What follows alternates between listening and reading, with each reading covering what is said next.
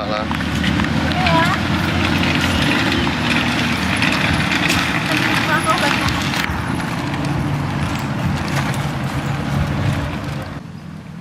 May kan hole biak sa kaluma.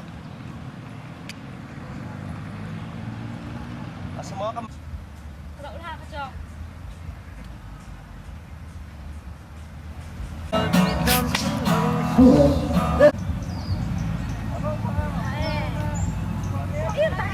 Kaya na sopa yung le.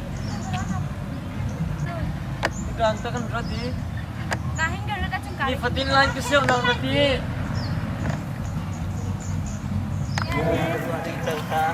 Takat ka boy dito kan bakal. Nakipoy. Ang kipoy. Boy dito. Kasi mo. Kasi. Kita nauna kan. Kakado na kaya hindi pwede mo. Smiling face camera kada face kom ho. Kalau kalau lang ng mama. Kali. Nami ni dan ni kilometer. Nama pedas star kan? Nama kawan sebelum segelang berbau. Saya itu. Suka ada na kasip tangan.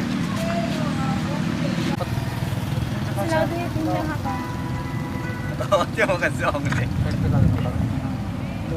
Ingin makakakit mo. Katin katin.